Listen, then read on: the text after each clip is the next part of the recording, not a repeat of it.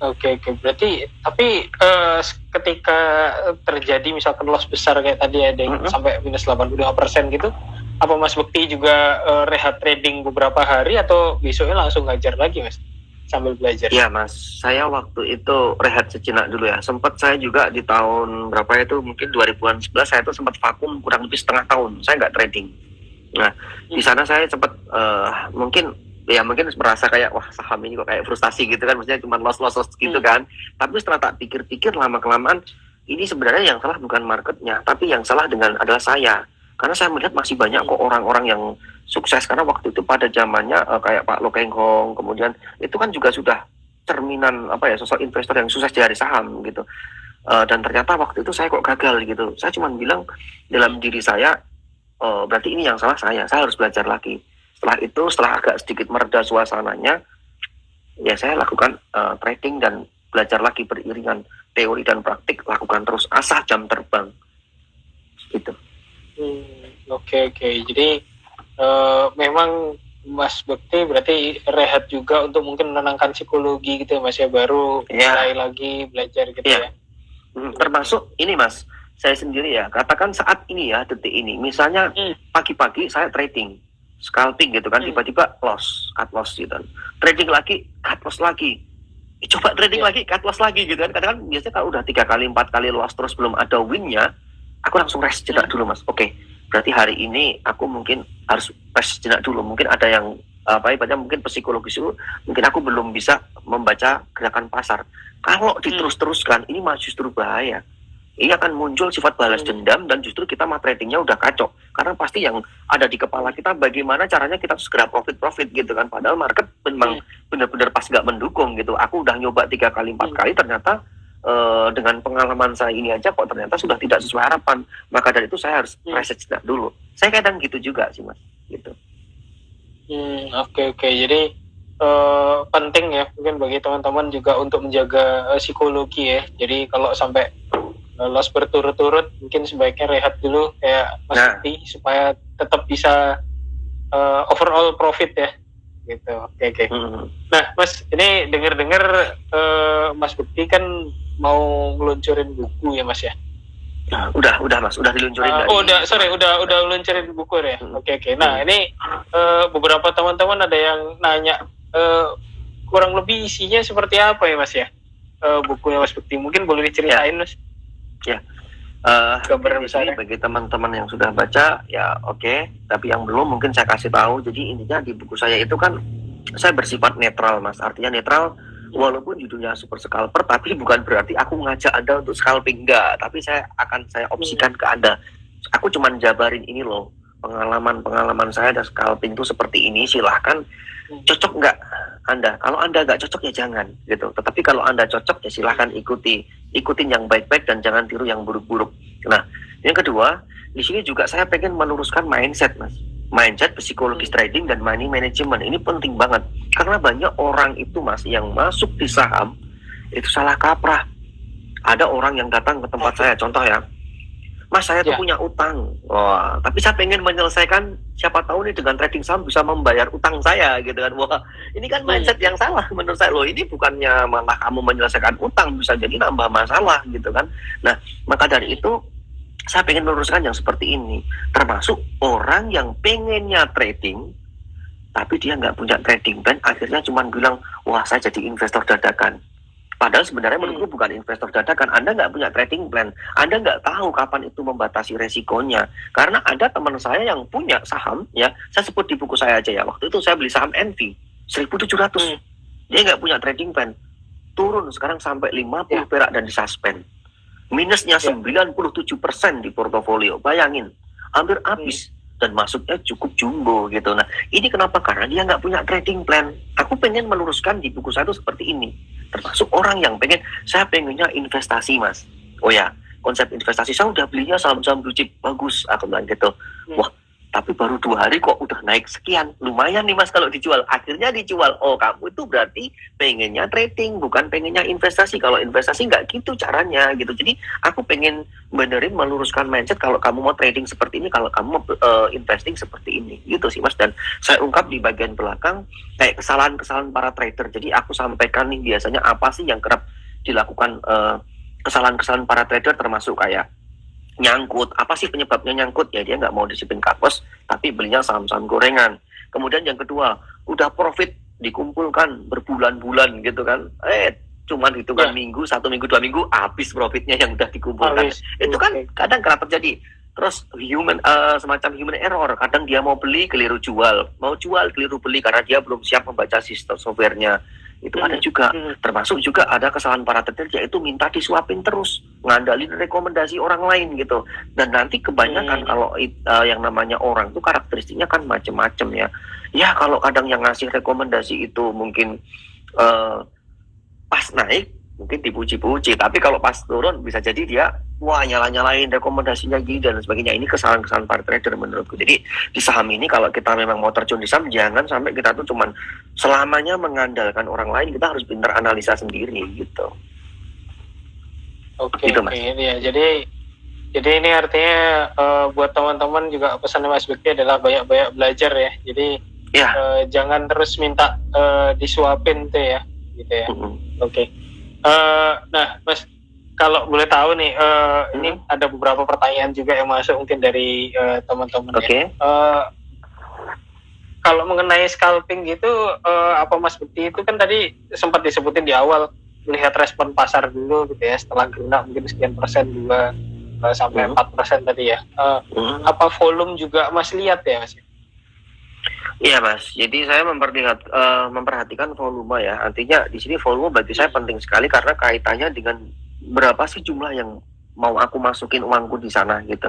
Katakan misalnya volumenya jumbo, berarti kalau aku masuk sekian no problem. Artinya aku juga nggak kesusahan jualnya. Selalu yang saya pikirkan adalah menjual dalam kondisi profit dan aku bisa jual gitu. Itu yang dalam pikiran saya. Nah, itu kalau saya melihatnya dari sisi volume bid over dalam saham ya mas ya. Tetapi kalau dalam screeningnya volume itu saya akan amati biasanya di menu joiner ataupun loser, itu kan kelihatan banget saham-saham yang direspon, saham-saham yang volumenya transaksinya paling banyak, frekuensinya paling banyak, itu biasa saham-saham yang ibaratnya lagi manggung, lagi direspon pasar, lagi ramai ditransaksikan.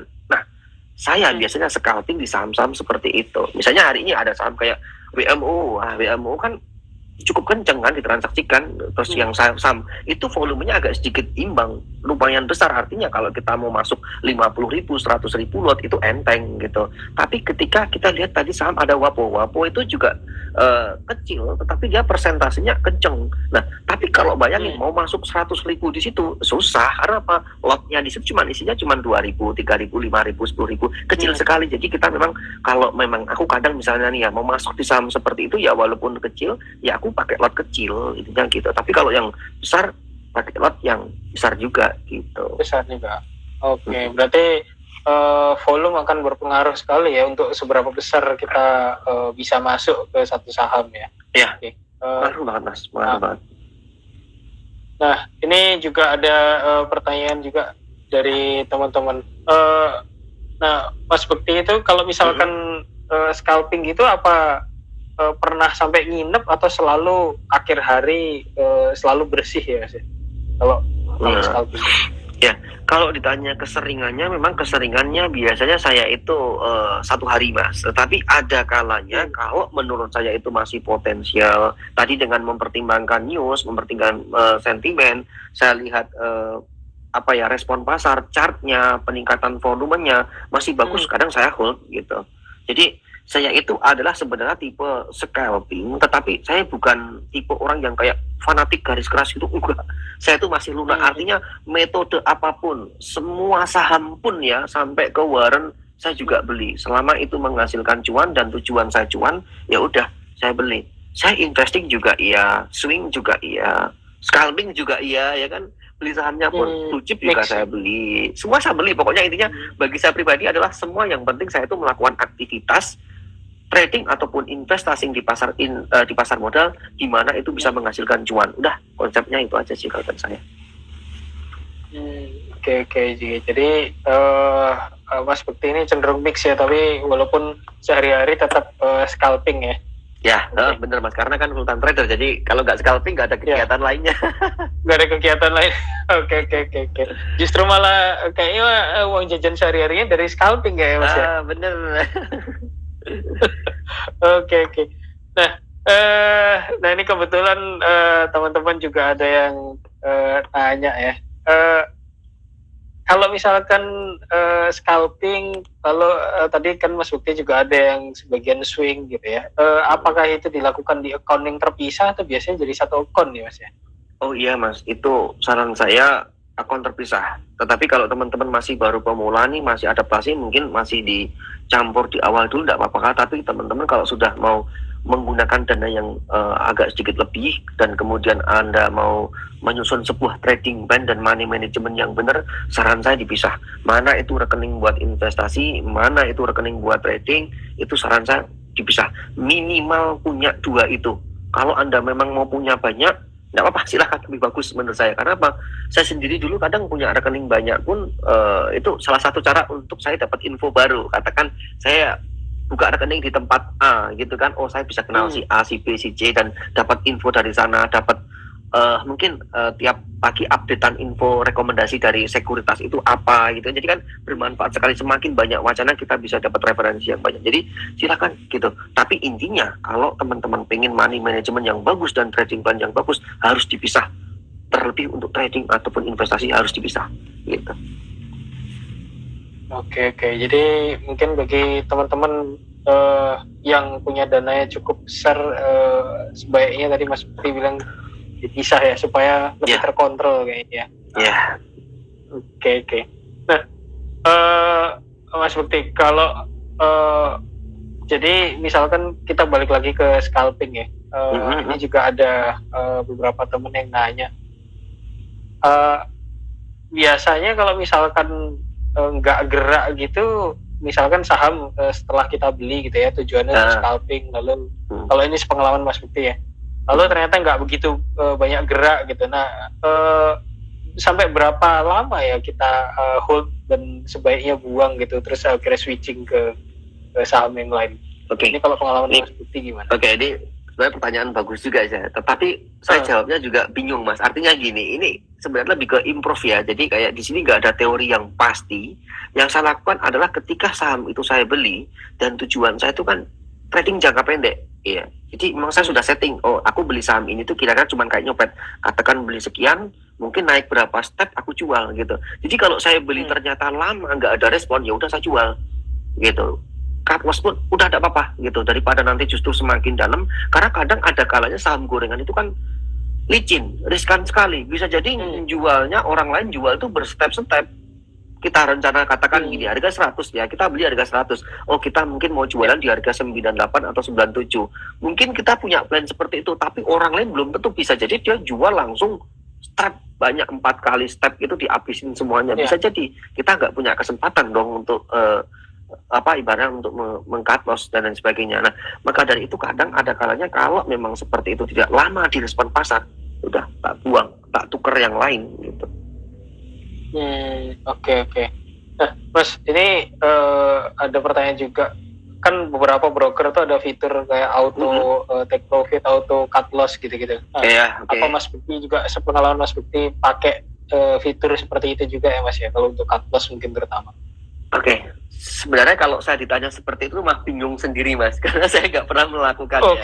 Jadi saya jujur lebih percaya terhadap mata saya dan tangan saya. Jadi kalau nggak saya enter dan nggak saya lihat sendiri, saya enggak gitu. Tapi ini bukan berarti teman-teman ngikutin saya ya. Artinya ada orang lain yang memang nyaman dengan menggunakan fitur itu. Silahkan, nggak apa-apa. Kalau ternyata teman-teman nyaman, mungkin siapa tahu teman-teman juga punya kesibukan, atau biar mungkin disambi apa supaya nanti kalau turun sekian otomatis akan menjual sendiri gitu, ibaratnya gitu. Nggak apa-apa, silahkan. Tetapi kalau ditanya saya pribadi, saya nggak pakai, karena malah justru saya tuh malah bingung kalau seperti itu, dan saya kayak kurang percaya. Artinya saya tuh kadang misalnya beli saham, mungkin kalau belinya cuma dikit nggak apa-apa, tapi kalau kita pas beli besar itu rasanya kalau saya gantungan sama sistem tuh kayak nggak saya lihat sendiri ya, nanti kalau pas, tapi kalau ternyata pas gimana, karena sistem pun pernah error. Saya selama perjalanan trading pun pernah ngalami yang namanya judge ya. Sistem bursa efek itu sempat terhenti, saya juga pernah ngalamin gitu. Jadi, loh, ini sistemnya bursa berhenti, ini dari bursanya gitu. Jadi ada yang namanya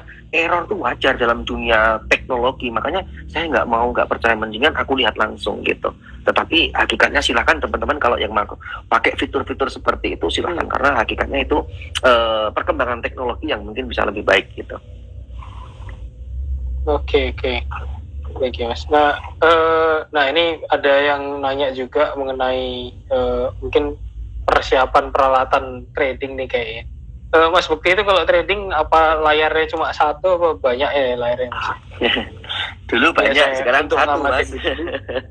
Ya, dulu banyak, jadi, tapi sekarang saya pakai satu, tetapi satu itu sudah mewakili fitur ya Mas. Artinya saya pakai Samsung OC yang 49 inch. Nah itu udah cukup gede dan bagi saya udah lumayan Mas. Artinya di situ kita bisa pasang beberapa sekuritas pun sudah saya siapkan di situ, udah bisa. Jadi enak, tinggal pindah-pindah, loncat-loncat gitu aja. Jadi benar-benar satu frame itu untuk memantau semuanya gitu.